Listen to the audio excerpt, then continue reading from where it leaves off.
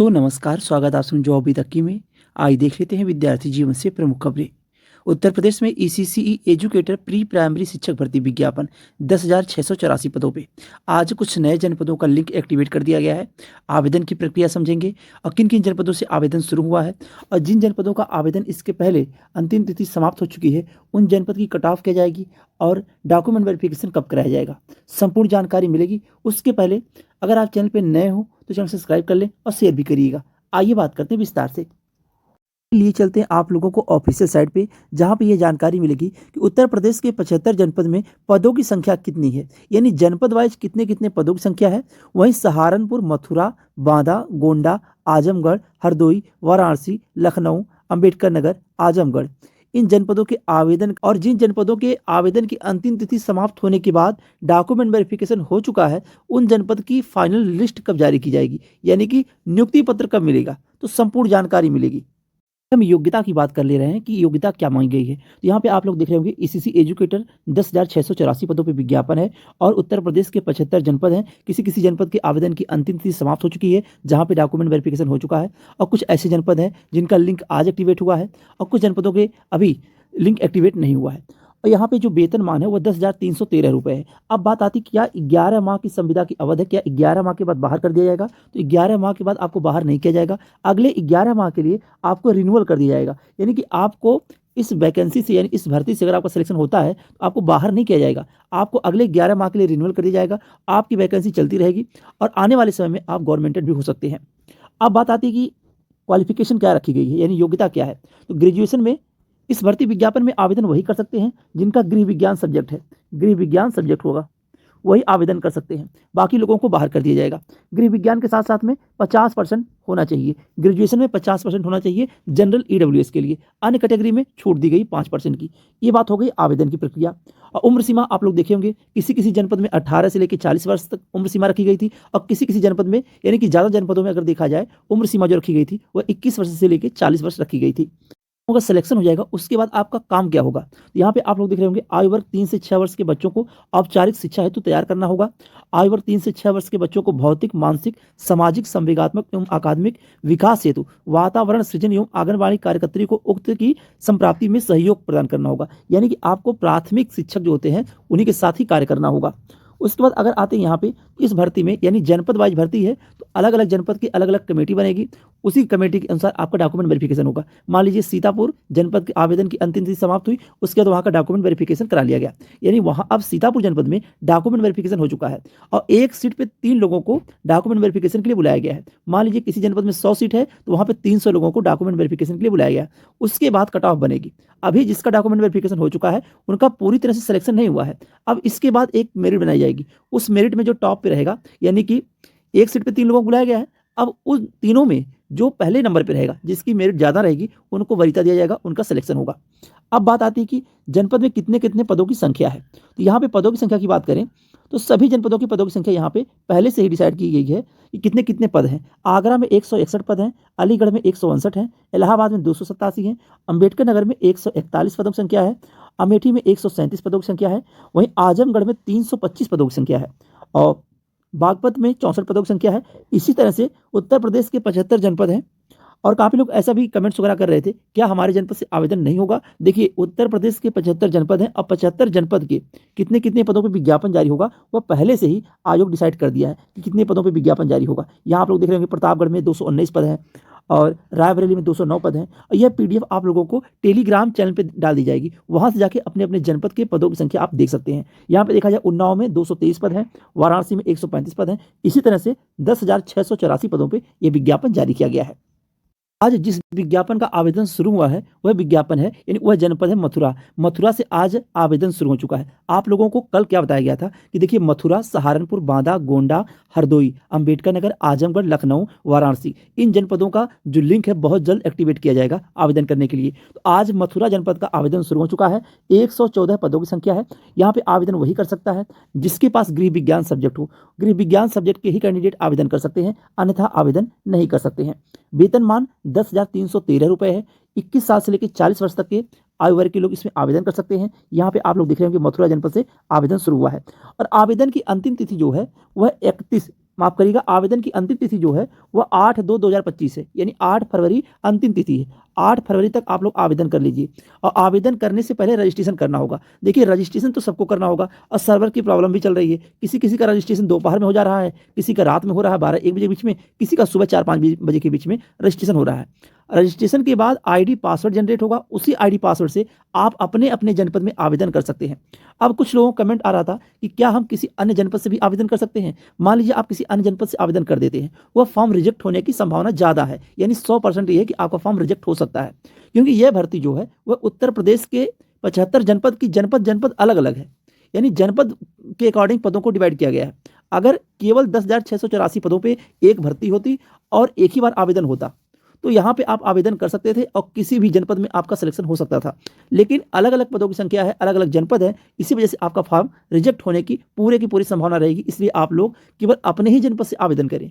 और पेमेंट को भी अगर देखा जाए 10,313 रुपये किसी अन्य जनपद में अगर आप जाते हैं तो कोई, हमें नहीं लगता कि आप 10,313 रुपये में जीवन यापन कर सकते हैं मंथली में। इसलिए अपने ही जनपद में लोग अपने अपने जनपद से अगर करेंगे तो आप लोग बगल में विद्यालय मिल जाएगा, तो उतना ना दूरी रहेगी ना उतना आपका खर्चा रहेगा।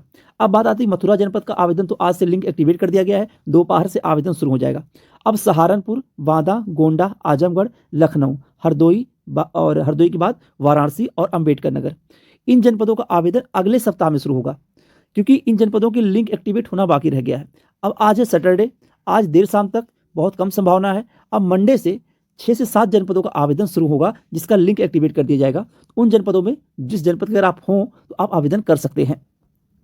पेज नंबर 17 पे मथुरा जनपद का जो लिंक एक्टिवेट किया गया, पेज नंबर 17 पे आप लोग देखेंगे, यहाँ पे आपकी वैकेंसी दिख जाएगी। पेज नंबर 17 पे बदलता रहता है, जरूरी नहीं पेज नंबर 17 पे अभी है तो 2 घंटे बाद भी पेज नंबर 17 पे रहे। आप लोग चेक करते रहिएगा, हो सकता है पेज नंबर 19 पे हो जाए, हो सकता है पेज नंबर 1 पे आ जाए, ऐसे बदलाव होता रहता है। स्पेशल एजुकेटर भर्ती विज्ञापन भी जारी किए जा रहे हैं जनपद वाइज। उत्तर प्रदेश के 75 जनपद हैं, यहाँ पे स्पेशल एजुकेटर भर्ती विज्ञापन अलग है और ईसीसी एजुकेटर भर्ती विज्ञापन अलग है। स्पेशल एजुकेटर भर्ती विज्ञापन में क्या योग्यता मांगी गई है आप लोग बताया गया था, यहाँ पे आप लोग देख रहे होंगे। स्पेशल एजुकेटर भर्ती विज्ञापन में जो योग्यता रखी गई है वह बीएड होना चाहिए। बीएड के साथ साथ में आप टेट पास हो तभी आप, यानी स्पेशल बीएड होना चाहिए, साथ में टेट पास हो तभी आप आवेदन कर सकते हैं।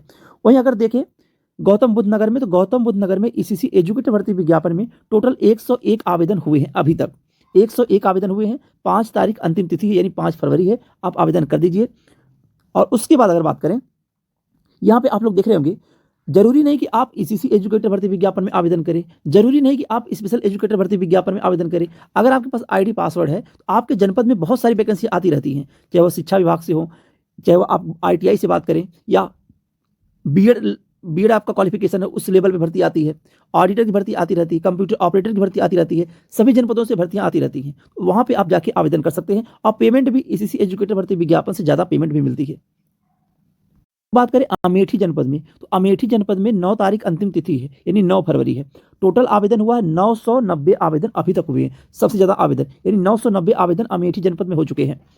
बात करें औरैया जनपद में, तो औरैया जनपद में अंतिम तिथि 6 फरवरी है और टोटल जो आवेदन हुए हैं वह आवेदन हुए 375, टोटल 375 आवेदन हुए औरैया जनपद में। अगर आप औरैया जनपद के हों और अभी आवेदन ना किए हो तो आवेदन कर दें, क्योंकि ग्रेजुएशन में गृह विज्ञान होना चाहिए। अब गृह विज्ञान सब्जेक्ट सबका नहीं होता। अब बात आती है क्या फर्स्ट ईयर, सेकेंड ईयर और फाइनल ईयर 3 साल होता है, किसी का सेकंड ईयर तक गृह विज्ञान है, फाइनल ईयर तक नहीं है, तो क्या वह आवेदन कर सकता है? जी हाँ, वह आवेदन कर सकता है। उत्तर प्रदेश में जरूरी नहीं होता कि आपको 3 साल होना चाहिए गृह विज्ञान। सब्जेक्ट कॉम्बिनेशन उत्तर प्रदेश में 2 साल तक भी मान्य होता है। आपका 2 साल हो या 3 साल हो, आप आवेदन कर सकते हैं।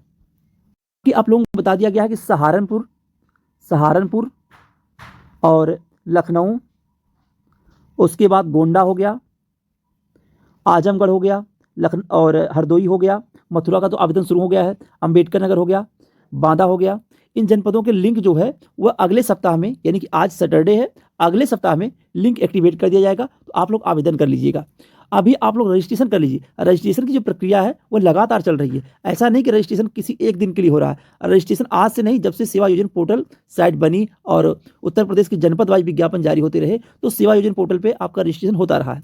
रजिस्ट्रेशन होने में बड़ी समस्याएं आ रही हैं, सर्वर की प्रॉब्लम हो रही है, कोई फ़ोन से आवेदन कर रहा है, रजिस्ट्रेशन कर रहा है, तो वहाँ पे सर्वर की प्रॉब्लम आ रही है। तो आप लोग डेस्कटॉप हो, लैपटॉप हो, उससे रजिस्ट्रेशन करिए तो आपका रजिस्ट्रेशन हो जाएगा। आप प्रयास करिए कि रजिस्ट्रेशन की प्रक्रिया आप अपना आवेदन तब करिए जब रात में 12-1 बजे आवेदन करिए या दोपहर में कभी ट्राई करिए, यानी ट्राई करते रहिए। एक दिन आप ट्राई कर लीजिए, तो क्योंकि देखिए ऐसा नहीं कि रजिस्ट्रेशन हुआ नहीं है, बिना रजिस्ट्रेशन के तो ऐसा तो है नहीं कि देखिए मान लीजिए अमेठी में 990 आवेदन कैसे हो गए, ये लोग रजिस्ट्रेशन किए थे तभी तो हो गया आवेदन। और आप अगर खुद से नहीं कर पा रहे हैं तो ज़्यादातर प्रयास करिए कि किसी साइबर कैफे से करवा लीजिए, क्योंकि इसमें प्रक्रिया लंबी है। रजिस्ट्रेशन करना है, अपना हाई स्कूल इंटर ग्रेजुएशन हो गया, ये सब डॉक्यूमेंट लगाना है, फिर फोटो लगाना है और अपना एड्रेस सबमिट करना है। तो इन सब में थोड़ा गलतियां भी होती हैं, तो ये गलतियां नहीं करनी, इसलिए आप लोग किसी साइबर कैफे से आवेदन करवा लीजिए। और जिन जनपदों का डॉक्यूमेंट वेरिफिकेशन हो चुका है, उन मान लीजिए सीतापुर का डॉक्यूमेंट वेरिफिकेशन हो चुका है, इस जनपद का जो रिजल्ट है वह अगले सप्ताह में, अगले सप्ताह के लास्ट तक रिजल्ट देखने को मिल जाएगा, फाइनल परिणाम देखने को मिलेगा। अभी जहाँ जहाँ पे डीबी चल रही है, यानी डॉक्यूमेंट वेरिफिकेशन, डीबी के लिए आप लोग बताया गया था कि आपके पास कम से कम 5 से 6 फोटो होने चाहिए, सभी आपके डॉक्यूमेंट के, हाई स्कूल हो गया, इंटर हो गया, ग्रेजुएशन हो गया, अगर आप ईडब्ल्यूएस सर्टिफिकेट लगाए हैं तो ईडब्ल्यूएस सर्टिफिकेट हो गया, जो सर्टिफिकेट आप सबमिट किए इसमें, और साथ में आय प्रमाण पत्र हो गया, निवास प्रमाण पत्र हो गया, जात प्रमाण पत्र हो गया, ये सब प्रमाण पत्र आपके रिन्यूअल होने चाहिए, एक्सपायर ना हो, एक्सपायर नहीं होने चाहिए। और उसके बाद इन सभी प्रमाण पत्र के आपके पास कम से कम 5-5, 6-6 जिराक्सों यानी फोटो कॉपी होनी चाहिए। और सभी प्रमाण पत्र ओरिजिनल लेके जाना है डीवी के लिए, यानी डॉक्यूमेंट वेरिफिकेशन के लिए ओरिजिनल प्रमाण पत्र ले जाना है। आपका ओरिजिनल प्रमाण पत्र जो है देख के वापस कर दिया जाएगा, और आप लोग किसी को भी 1 रुपये ना दीजिएगा सिलेक्शन कराने के लिए, 1 भी रुपया नहीं लग रहा है। आपकी भर्ती फ्रेश हो रही है, अगर कोई भी पैसे की मांग करता है तो 1 भी रुपया आप ना दीजिएगा, खासकर इस भर्ती के लिए। बाकी फ्रेश सिलेक्शन हो रहा है, अगर आप उतनी आपकी कट ऑफ होगी, उतने नंबर आपके होंगे, आप लोगों का 100% सिलेक्शन होगा। क्योंकि अभी अगर डीबी में देखा जाए तो एक पद पे 3 लोगों को डीबी के लिए बुलाया गया है। अभी सीतापुर जनपद की जो डीबी कंप्लीट हुई है, तो ऐसा नहीं कि डीबी के बाद उनका सिलेक्शन हो ही गया है, अभी एक पद पे 3 लोगों को बुलाया गया है। अब इन तीनों में देखा जाएगा कि किसकी कट ऑफ सबसे ज़्यादा है, उसी का सिलेक्शन होगा, उसी का नियुक्ति पत्र मिलेगा। यानी कि इस सब, यानी कि जो आज सैटरडे है, अब अगले सप्ताह में फाइनल परिणाम जारी होगा सीतापुर जनपद का। बाकी जैसे जैसे आवेदन शुरू होंगे जनपद वाइज, आपको इस चैनल के माध्यम से जानकारी दे दी जाएगी। अगर चैनल पर नए हो तो चैनल सब्सक्राइब कर लें, ताकि आगामी भर्ती विज्ञापन परीक्षाओं की जानकारी मिलती रहे। आज के लिए बस इतना ही। बहुत बहुत धन्यवाद। जय हिंद।